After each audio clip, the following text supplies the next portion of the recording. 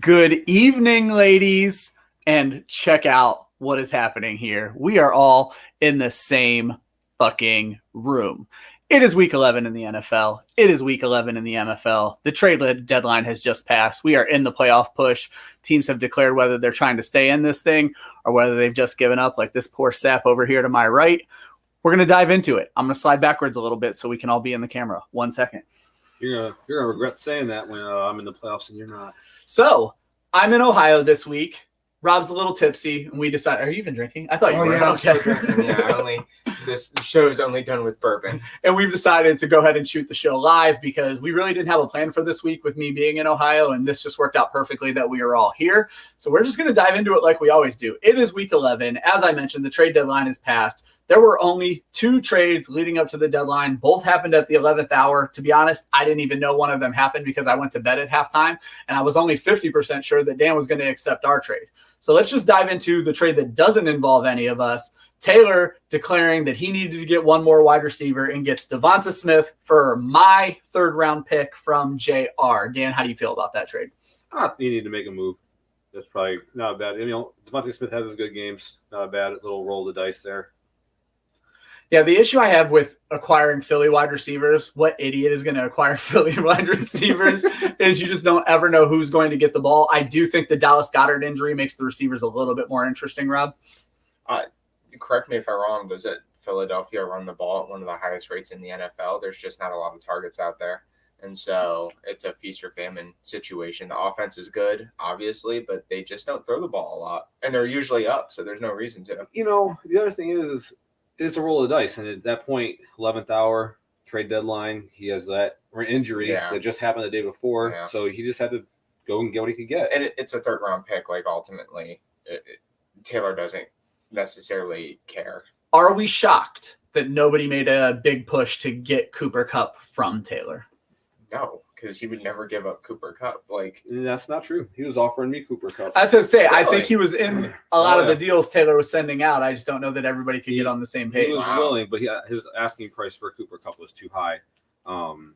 He offered Cooper Kupp to me for A.J. Brown and Joe Mixon, who I would never trade together like that. But it's too high of an asking price for a 30-year-old receiver. He's 30 years old? Yep. I didn't realize he was that old. I'm not saying he's toast or his career's not going to be but great. Stafford is. You can't. Yes. And the Rams. Can't invest your team into a 30-year-old. You trade 2 guys for that, in my opinion. It just seemed like there was a strong affective attachment to Cooper Kupp. And maybe he's being rational, but I wouldn't be. I was going to say, and I wouldn't want Cooper Kupp off of Taylor's team. It was weird when JR had him and Taylor had to pay up for him anyway. So I just wouldn't want him off of Taylor's team to begin with. And then do we just all agree not to draft him so that you can get him at whatever round that he wants to get? No, I do not agree to that. No, I also don't agree with that. All right. Fine. And then the big trade that I went to bed before it even happened. I wasn't sure if Dan was going to accept, but I was okay with my fate. Either way, the negotiations started. Essentially, what would I give for Joe Mixon? And I sent it, AJ Brown rather. And so I sent an offer out for AJ Brown. And then Dan said, well, what would you give up if Joe Mixon were involved? And I sent the offer that was almost the offer that was going to be accepted. So the trade ended up being Joe Mixon and AJ Brown for Brandon Cooks and AJ Dillon. But Dan takes away all 3 of the ones that I had tried so hard to build and 2 5s. Meanwhile, I get back a 2, 3, 2 6s, and a 7. And Dan texted me, I'd really prefer that 2 was a 3 or 4, a 4. And I said, I'm sure you would. Instead, I'll make your 5s better or your 6s better. And so that's how that trade went down. Rob, you were not involved in the trade. What was your general takeaway of that trade? So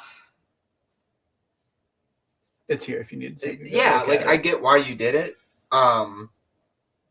Ultimately, who's when Keenan Allen comes back and Tyler Lockett, I think it puts you in a better position for the playoff push. You have one of the top, you have the number 2 scoring quarterback, right? I think that's where Mahomes is right now.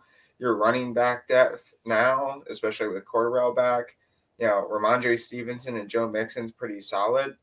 Wide receiver wise, having Keenan Allen once he gets healthy and Tyler Lockett back, you're not as deep or as good at wide receiver as the teams that you have to beat. but you have a puncher's chance now. And that's what I needed. I was hoping. Dan, I guess my question to you is, I went to bed that night thinking to myself, if A.J. Brown goes off, Dan doesn't accept this trade. Was I correct there? No. Okay. It was strictly about if I won that game, I was not making that trade that week because I already saw what happened with Cooper Kupp, and going against Taylor next without Cooper Kupp or Tyreek Hill, I felt was a very winnable game. So at that point, if I get those 2 wins and I'm sitting that much closer to the playoffs, I'm not making the trade. But looking at it, realizing I was going to lose the playoff, I don't want to do. What's the worst place to finish in our league? 7th. I don't want to finish in 7th place. That was my decision. I was like, I am not finishing in 7th place. I am either going to prepare myself for next year, and I might still end up finishing in 7th. Who knows? Well, I'm at least going to have 3 first-round picks and not finish in 7th place. And it was all about the future for me once I lost that week, because I'll get to you in a second. But A.J. Brown, while he's a good NFL receiver, really good NFL receiver, fantasy-wise, he's become a roll of the dice. You don't know what you're going to get. 100%. Makes me nervous to have him moving forward. Joe Mixon, I'm a Bengals fan. I love Joe Mixon. I wanted to keep him on my team. And maybe you haven't looked this far ahead to it, but Joe Mixon in weeks 15, 16, and 17 has an absolutely awful playoff schedule. Yep.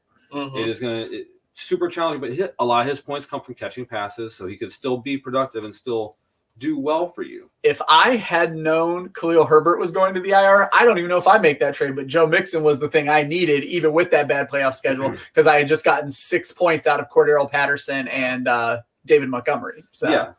And there was other options out there. So Rob tried to jump into this trade Sunday night and the Monday. I was going to try and work a deal where I could maximize them both, where I just trade you AJ and then send Joe Mixon to Rob. Yeah. I told you about that afterwards. You had already went to bed. I was trying to text him to see what he was going to do, and he'd already went to bed. So I just either accept this trade or not. Dan was at the mercy of his 80-year-old friends who can't make it to the end of primetime football games. I can't even make it to the beginning of it. There's no chance that I'm staying up until halftime to make any sort of fantasy football decisions. In fact, I make an effort to put my phone on Do Not Disturb, because the last thing I want is you goofballs, dropping and picking players up at 11:20 at night, and all of a sudden my sleeper app is going absolutely crazy. The one thing I'll say about the Philadelphia wide receivers is they're going to have the same coach next year. Hurts is going to be 1 year better. I think those wide receivers have more value next year than they do this year. And that was 100% why I was okay with moving all 3 of my ones. After moving Jonathan Taylor, I did not know who my third keeper was. Yeah. Getting a 25-year-old A.J. Brown made me feel better about all of that. Absolutely. He could be a stud. I don't hate him. I didn't want to necessarily trade him, but we're looking at the future. If I'm not making the playoffs this year, what's my best option to get better? I'd already traded my one. I was going to be in rough shape. I just thought that was the best move to make it. So again, I don't want to just finish in 7th with all my players. Yeah. 10 minutes into the show is probably the worst time to mention that I am ill prepared for this show. So this will not be the smooth sailing that you guys have experienced in the past. And also, I have no idea how this video and audio is translating to YouTube, because we are in Rob's basement shooting off of my Chromebook. I don't have any of my normal podcast set up. So hopefully this is still going well. I see our number one fan, Tyler S., didn't make it back this week. I'm very disappointed, Tyler. If you come back and watch this later, assuming that was even your name, I'm only pretty sure I was right. We still know that you're Phil's girlfriend. It's fine. So let's talk about just the playoff picture in general. So it is safe to say Horvath 0-10, very clearly out of it. Brian 2-8, Darren 2-8, very clearly out of it. We have an interesting traffic jam at 3-7 between Kenny and JR. And for new people to the league or people who don't remember how I have this league set up, the worst 4 teams are competing for the first pick of the draft. The next 4 teams are competing for their money back. So there will be a loser's bracket where the worst 4 are on one side of the bracket. The next 4 are on the other side of the bracket. The worst 4 are just competing against each other. The winner of that bracket is going to get the first pick. The winner of the other bracket is going to get their money back. Those 2 are going to play each other in a completely meaningless game. I have plots and plans to fix that next year. We'll talk more about that later. So where Dan brings up an interesting point that the worst place to finish right now is 7th place. But the interesting thing to me is you have JR at 3-7, who, Dan, you own his first round pick, and Kenny at 3-7, who owns his own first round pick. Is this a race to the bottom? Is JR just trying to screw Kenny out of the first pick of the draft? Does anybody have any thoughts on this? Does this feel very flawed and we already need to look at fixing it again? Does anyone have thoughts? Go ahead, Danny. I mean, at this point, I don't see any reason to fix it. I'm fine with the way it is. I don't want to encourage tanking at the same time, though. Yeah. So I could see where there could be a problem, but we'll You see how just it shakes tanked out. for the rest of the year. No, I'm still going to set my lineup and Yeah, try and yeah, win. yeah, So I yeah, think yeah. there's still an outside chance if things just fall my way. Oh, People have had 100%. bad weeks. I can Yeah. still squeeze into the playoffs somehow. Okay. You never know. I mean, I picked up this great player named Paris Campbell that apparently nobody wanted to have on their team. Don't even get me started. I love that. Now that Matt Paris- Ryan is back. Paris Campbell and Odell Beckham are immediately picked up after I dropped them to play a quarterback game that didn't help me in the first place. Yeah. So that was a I don't think there's any fixing it. I think every year, like the bottom half of our league is like a situation unto itself. It's usually a pretty unique scenario. You know, sometimes it's 5 teams at the bottom and they're all, you know, at this point in the season, they're all 3-7. And so they all want that first round pick. But the trades this year specifically, I think, created a psychotic situation. yeah. So many trades. Because, I mean, here's the thing. When we're talking about Kenny, especially early on in the year, I mean, Kenny thought he was a championship contender. You know, when he came on this show, he was doing everything in his power to bolster his lineup to put himself in a position to be good enough to win a championship. And then he, with one loss, largely as a result of the show, yeah. he just sunk his own battleship. And Which Xavier brought up 2 weeks ago that he thought the show does more harm than good. Yeah. So ultimately, I don't think there's anything. I like kind of how we have the bottom half uniquely set up so that you have something to play for. I think you need to have something to play for, and I think never underestimate the capacity to screw your own friend. So Yeah. if Kenny can host JR here, he's going to, and God bless him for doing it. But here's the thing. I think you need to have something to play for, and I think you need to have a system set up that it's not a race to have the worst records. Last thing you want is people giving away wins to teams so that someone sneaks into the playoffs just because they played them a different week. So I will say that my favorite setup we've ever had is where everybody has that chance for that number one pick, so that everybody just continue to set up their best lineup going forward. The worst part about that was, and maybe this is where it can maybe be fixed again, but the year where we did that, you and Todd were 7th and 8th and then played each other for the first round pick on top of that. So there's things we can maybe do to fix that as well. Considerations for later. Let's get into it. So I'm just going to get into this week's games. I don't have any of the results of the fun games we play or anybody's picks or any of that fun stuff. Like I said, I didn't even know we were doing this tonight. So we're just going to talk shit about your fantasy teams. So I'm just going to go from the bottom to the top. Rob, you are the first game going up against JR this week. Yeah. So you are 5-5. JR is 3-7. You have jumped out to an 11-0 lead right now after the Thursday night game. You are projected to win your matchup by 18 points. How are you feeling about your game this week? So this is the first in my 4 wins in a row Okay. that are going to be required for me to make the playoffs. I think the only one that's really in question is when I take on Greg. But really, it's just like I need to stay healthy, especially with Josh Allen's arm. You know, my team stinks, so I can most certainly lose. Yeah, it's a rough week for you having Mike Williams still being questionable and Christian Kirk on bye this Mike week. Williams said in his press conference that he will be playing Sunday. Ooh.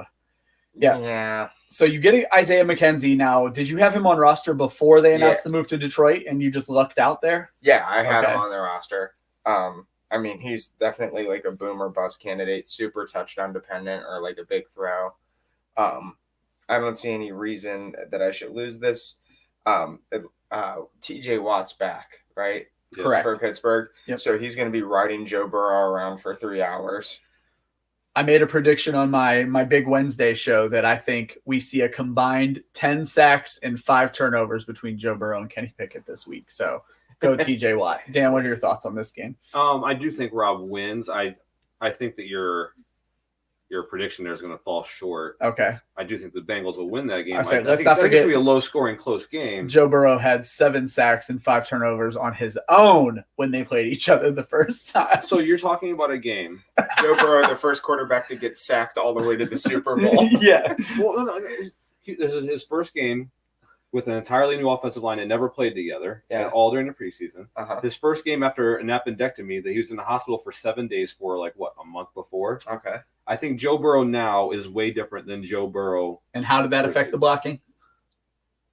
The blocking? No, his throws that were intercepted. I'm talking about his throws that were intercepted. Turnovers. Yeah. Yeah. Well, Kenny Pickett's going to help on my prediction. In the classic words of Hal Brooks, not Hal Brooks. Is it Hal Brooks in Miracle? An appendix is a long way from the heart. Herb Brooks. Herb Brooks. Gosh. That's embarrassing. I do not feel good about that. An appendix is a long way from the heart, so get on it, Joe Burrow. I like it. He was out there. It's not like he wasn't playing. All I'm saying is I think that played into part of it. I also expect this to be a run-heavy, cold-weather AFC North game that they're not going to be throwing the ball a ton to get to 7 or 8 interceptions, however many you said. I said 5 turnovers, 10 sacks. Again, I think you're going to fall short on that either way. I think I think it's going to limit Joe Burrow's ability to score points for JR this week. So. And Freiermuth. Yeah, I'm picking Rob as well. I don't think you guys have said all the points I wanted to make. Rob, even being rough at wide receiver, still probably has better players than JR has at this point in the season. Next up on my list is going to be Brian versus Greg, which shouldn't be an interesting game, but when you look at the projected scores, Brian is only projected to lose by 3 points this week. So Brian picked up 17 points in the Thursday night game. He started Dontrell Hilliard, which at 7.97 might be Brian's highest scoring running back of the entire season.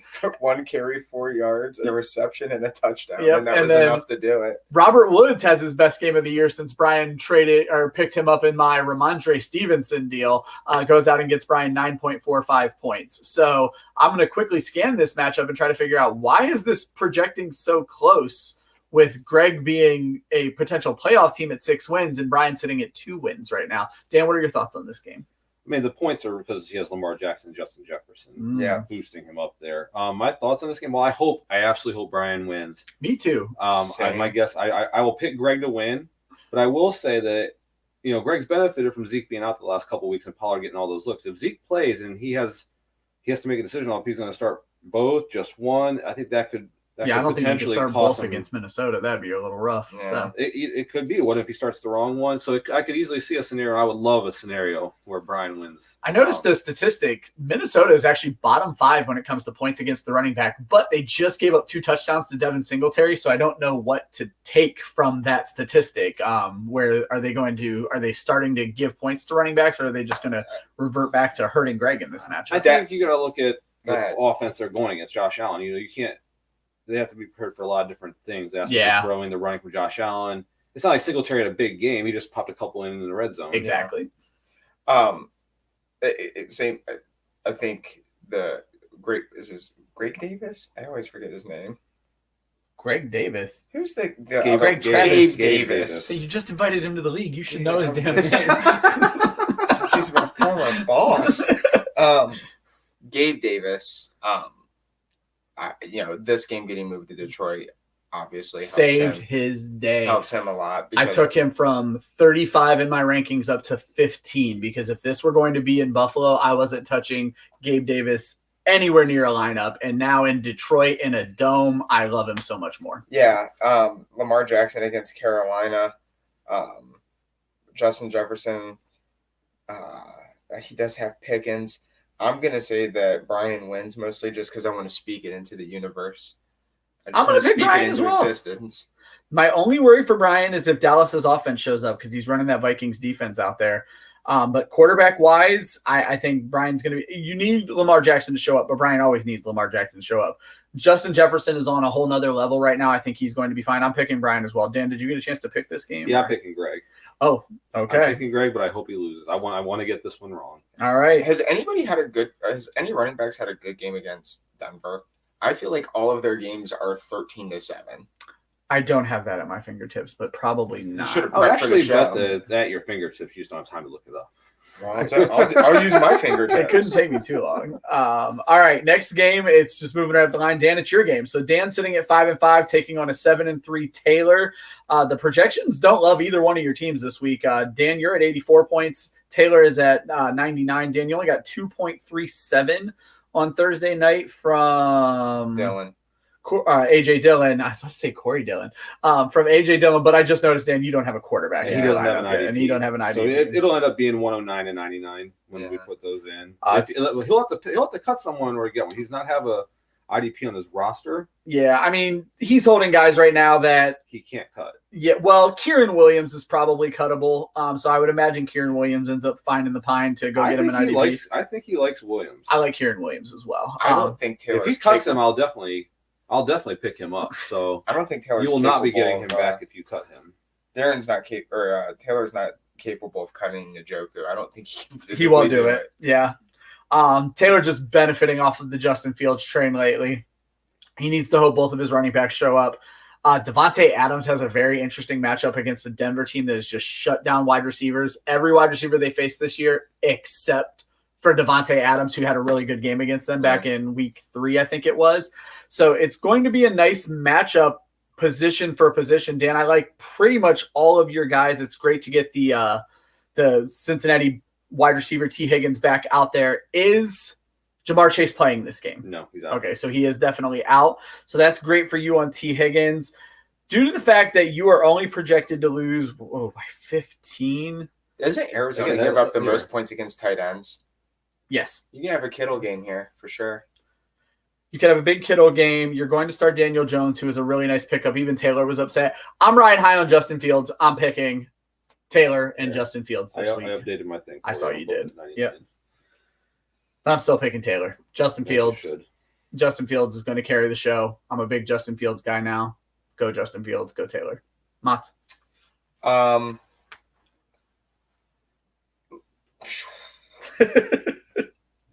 Did I seriously just watch you put Daniel Jones in? Yeah. It's kind of funny.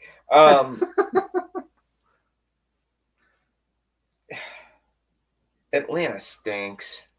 The only reason that I think that Danny has a chance is Atlanta just runs the ball so much that it shortens the game, that Fields and Mooney may not have a ton of opportunities, but ultimately it turns out that Washington's defense is pretty good. I don't know how much play Pierce is going to get. I'm going to say Taylor here.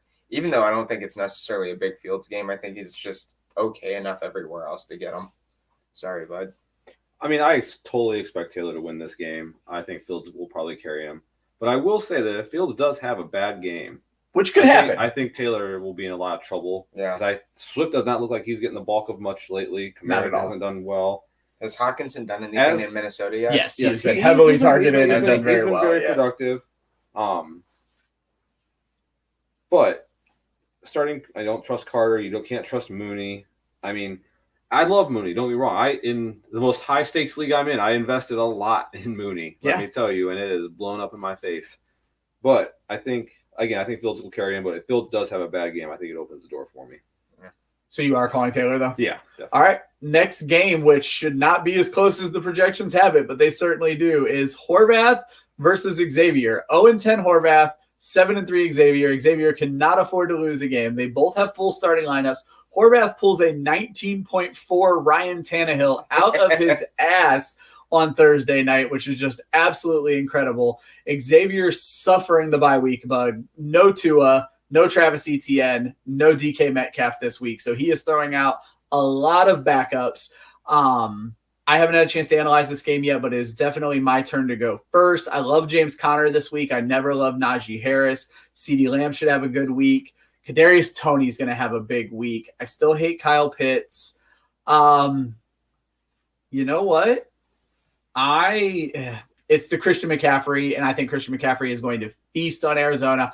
I'm going to pick Xavier on the back of Christian McCaffrey. Maybe Jimmy Garoppolo can hit Christian McCaffrey for 2 touchdowns and double up those points for him. And I love Kadarius Toney this week. So I'm going to run with Xavier, but I won't be sad to see Horvath take a completely meaningless win away from a playoff team. Rob.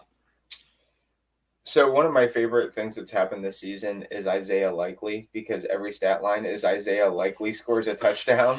Isaiah Likely starts for the Ravens. It's very grammatically correct. I really enjoy that part of it. Do we know if Andrews is playing? He is questionable, likely to play. Likely is likely to play. Boom, set up. Yeah, I think the depth here is too much. the 19 out of Tannehill is certainly a surprise, but the only way that Stevie gets him here is like with, you get a random Adam Thielen catches 4 balls a game. Hopefully one of them is a touchdown. Otherwise, I think there's just too much depth for Xavier, and he pulls it out. Daniel? I have Xavier winning as well. Seems like Steve just has a lot of bad luck this year. I don't know what has coming his way. We talked about this. Yeah, we talked about this at the beginning of the season. I don't think I've ever seen an unlucky season like what Steve Horvath is experiencing right now. So Steve could have a 50-0 lead right now. I'd be pretty confident that Xavier's going to find a way to somehow win. Yeah. Which happened at one point. He had a huge Thursday night lead, and we all picked him to win, and it didn't happen. So sorry, Horvath.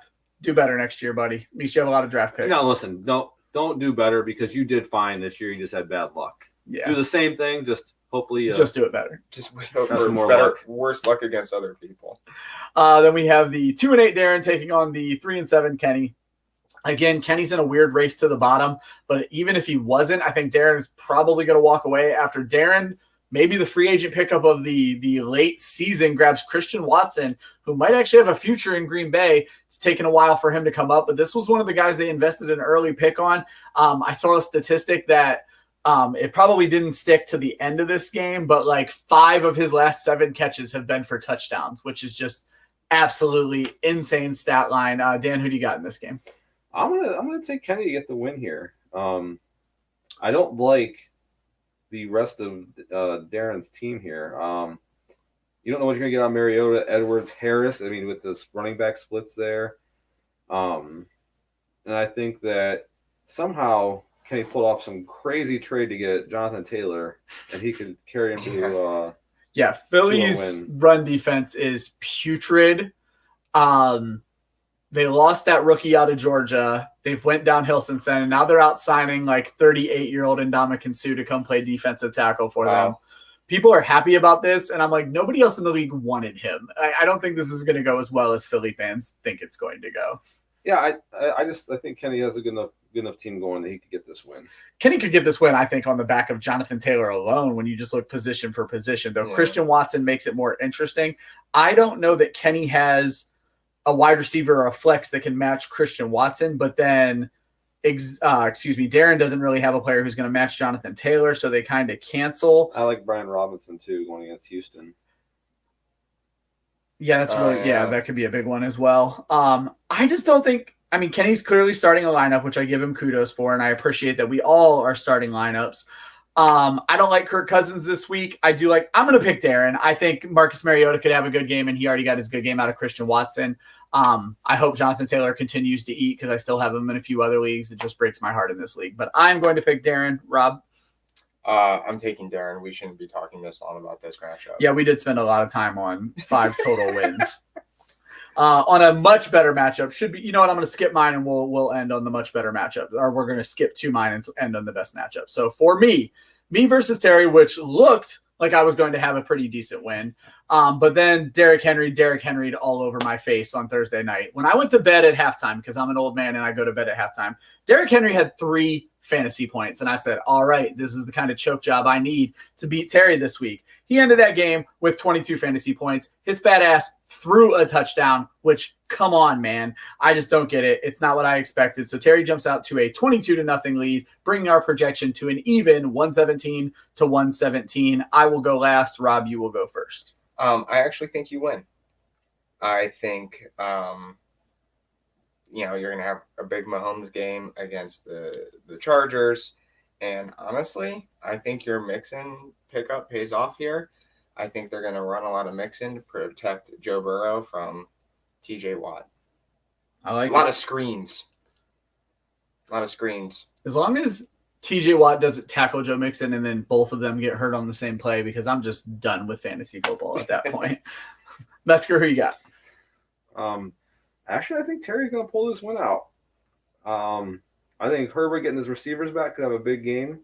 I think it's awesome you guys have the quarterbacks going against each other and they're both playing on Sunday Night Football. Yeah. So You're going to fall asleep at halftime and not know what happened. I have no idea. And then he has Eckler. I have Kelsey. So we have the best wide receivers for those quarterbacks as well. So and he just has Ayuk going on Monday night. I like Williams going against the Giants. Like, he could get some more points for Terry. I just think Terry could pull this win out. Now, if Watt does go bananas, that would save you. Yeah, I need a big Watt week. And then I've been debating Cordero Patterson versus David Montgomery ever since the Khalil Herbert injury. I know whichever one I pick is going to be the wrong one. I'm probably going to run with my guy Patterson just because I've been touting him for so long. I'm going to pick myself just on the back of Mahomes and Kelsey. What could go wrong, So, and then game of the week. Yep. By far, our 9-1 surprise, first place Phil versus 8-2 Stevie in second place. They probably both have the bye weeks locked up, but a loss here would really hurt Stevie in that race, whereas it would just keep him and Phil even if it goes the other way. I haven't studied this matchup. I don't love that Kyler Murray is questionable again. I don't know that they're going to want to run him out there. And to be honest, I'm a little worried about Jared Goff this week. He worked out well for Stevie. I think Jalen Hurts is in for a bounce back game, either with his legs or with his arm.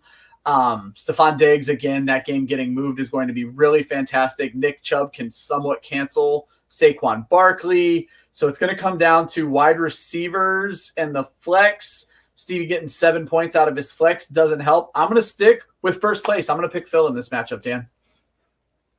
I'm going to take Phil as well. I think that game, the Buffalo and Cleveland game, because it affects Phil so much, getting moved to Detroit is a big thing for Phil.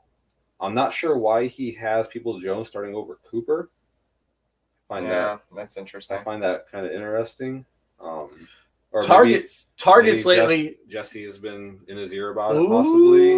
Because sure. Targets have been very much in favor of Donovan Peoples-Jones over the last few weeks. Really? Yeah. Okay. I will say though that like you look at McKinnon could do nothing for him. Rondale Moore, if Murray's out, could do nothing for him. So there is an opportunity there for Steve. I'm going to take Phil just be on the. I think that's going to be a high scoring Cleveland Buffalo game. All right, Rob, what do you think? I just don't see him getting – I don't see Steve getting anything out of Elijah Mitchell.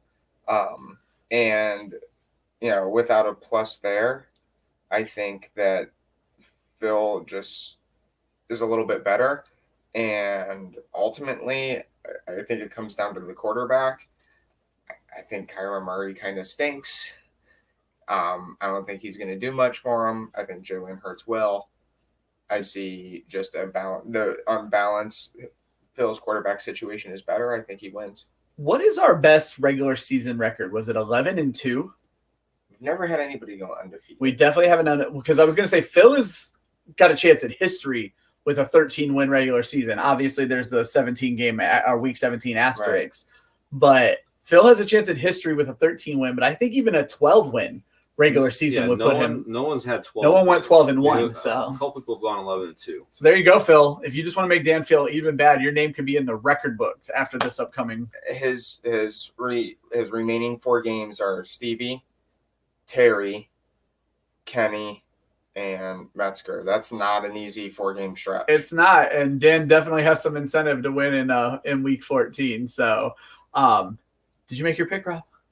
Yeah. I think, you said yeah. Okay. Yeah, I think Phil wins. All right, guys. Phil.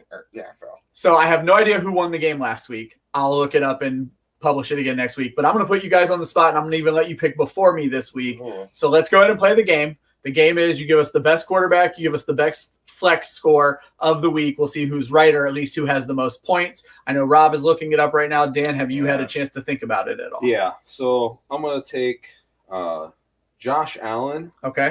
I think he's going to have a big week in the Dome in Detroit, coming off that loss that they just took to Minnesota.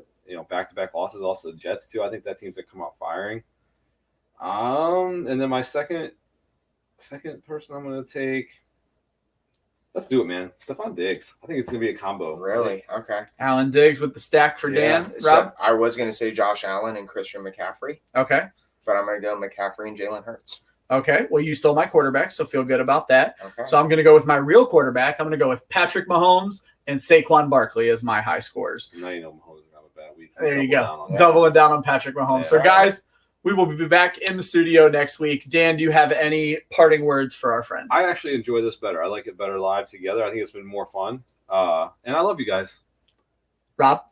Weird, we're together, but I didn't look at your faces the entire time. I stared at the computer the whole time as well. I'm looking at you guys. I know you have, and I've tried to like glance over, but I am conditioned to stare at this computer because it's how I've done every podcast in my entire life. Yeah, I feel like I end up looking down at my phone the entire time. Oh, so yeah, I felt like I'm staring out here. I probably look like a complete psycho. I also can see you can barely even see my eyes are open because I've been driving all damn day.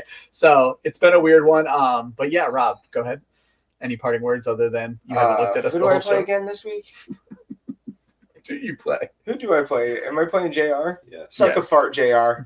You're the first step on my way up to 9-5 to sneak into the playoffs to lose in some completely heartbreaking fashion that will ruin the remainder of my winter. There you go. And I will end the show as I always end the show. Fuck you, Terry. I know you are one of my best friends. I hope this week goes terrible for you. I'm going to get super close to the camera so you can see how serious I am. And it's definitely not because I have to get all the way up here to end the broadcast. Everybody have a great weekend. Good luck this week, except for Terry. Fuck you.